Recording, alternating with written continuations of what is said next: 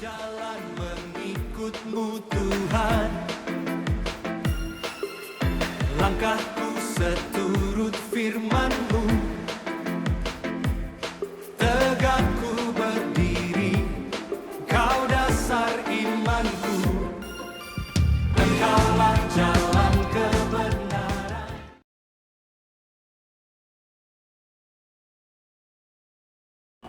Shalom Raja Wali Tuhan dimanapun kita berada. Salam jumpa kembali dalam Voice of Hope. Kali ini saya mendapatkan tema dari Kitab Wahyu ayat 15 ayat 3-4. Saya akan coba membacakannya. Dan mereka menyanyikan nyanyian Musa, hamba Allah, dan nyanyian anak domba. Katanya, besar dan ajaib segala pekerjaanmu. Ya Tuhan Allah yang Maha Kuasa, adil dan benar segala jalanmu. Ya Raja segala bangsa. Siapakah yang tidak takut ya Tuhan dan memuliakan namamu? Sebab Engkau saja yang kudus, karena semua bangsa akan datang dan sujud menyembah Engkau, sebab telah nyata segala penghakimanmu. Wahyu 15 ayat 3-4. Bapak Ibu yang terkasih dalam Tuhan, di tengah-tengah kitab Wahyu yang penuh dengan gambaran penghakiman, peperangan rohani, dan kemenangan Kristus, kita menemukan momen yang luar biasa. Pujian surgawi di Wahyu 15 ayat 3-4 ini, kita mendengar nyanyian yang naik dari mereka yang menang atas binatang dan patungnya. Ini bukan sembarangan lagu, ini adalah nyanyian Musa dan nyanyian anak domba. Mengapa kedua tokoh ini, Musa dan Yesus, disebut bersama? Karena keduanya adalah pemimpin pembebasan. Musa membebaskan Israel dari Mesir, dan Yesus membebaskan kita dari dosa dan maut. Besar dan ajaib segala pekerjaanmu. Besar dan ajaib segala pekerjaanmu ya Tuhan Allah yang Maha Kuasa. Ini adalah deklarasi tentang kuasa dan keajaiban Tuhan. Kita sering lupa bahwa Tuhan bukan hanya bekerja dalam hal-hal yang besar seperti penciptaan atau mujizat besar, tetapi juga dalam detil-detil kecil hidup kita. Setiap hal yang Tuhan kerjakan selalu besar dalam dampaknya dan ajaib dalam caranya. Apakah kita masih bisa kagum pada pekerjaan Tuhan? Apakah kita masih mampu berkata ajaib saat melihat pertolongannya dalam hidup kita? Kita harus belajar untuk tidak kehilangan rasa heran kepada Allah.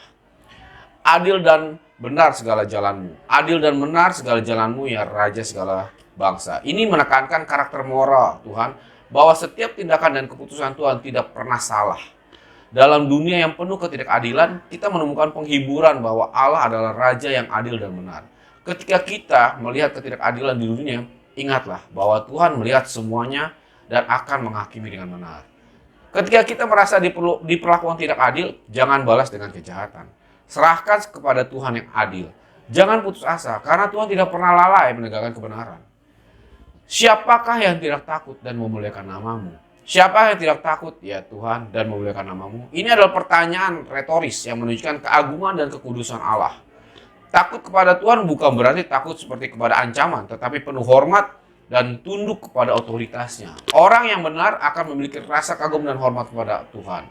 Apakah hidup kita mencerminkan rasa hormat dan takut akan Tuhan? Atau kita terlalu akrab sampai lupa bahwa Dia adalah Allah yang kudus? Karena Engkau saja yang kudus, sebab Engkau saja yang kudus. Kekudusan Allah adalah esensi karakternya. Kekudusan berarti terpisah dari dosa, murni dan layak disembah. Kita hidup di dalam dunia yang mencemari kekudusan. Bahkan kadang kita tidak lagi memandang serius dosa. Tetapi Allah tidak berubah, Dia tetap kudus. Kita dipanggil untuk hidup kudus karena Allah adalah kudus. Ini bukan pilihan tetapi perintah. Bagaimana kita menjaga kekudusan hidup di tengah dunia yang cemar. Semua bangsa akan menyembah, karena semua bangsa akan datang dan sujud menyembah Engkau, sebab telah nyata segala penghakimanmu. Akhir dari segalanya bukan kehancuran, melainkan penyembahan universal kepada Allah. Tuhan akan disembah oleh segala bangsa dari setiap suku, bahasa, dan bangsa. Ini penggenapan dari nubuatan Yesaya dan janji Allah kepada Abraham. Sebagai gereja kita dipanggil menjadi bagian dari misi global ini, membawa kabar baik ke segala bangsa. Kita tidak boleh hanya berfokus ke dalam, tapi juga keluar. Nyanyian di Wahyu 15 ayat 3-4 adalah nyanyian kemenangan. Bukan karena penderitaan telah dihindari, tetapi karena kesetiaan dalam penderitaan. Mereka yang menyanyikan lagu ini telah menang karena mereka tetap setia kepada Tuhan sampai akhir. Tuhan Yesus memberkati. Terima kasih sudah menonton podcast Voice of Hope edisi April dengan tema The Harmony of the Cross. Kalau kamu merasa video ini bermanfaat, yuk like dan share ke teman-temanmu. Butuh dukungan doa? Silakan chat kami di @rajawali.fm melalui Instagram dan TikTok. Mau bergabung dengan komunitas yang positif dan penuh kasih? Ayo jadi bagian dari Raja Wali Family Ministries. God bless you.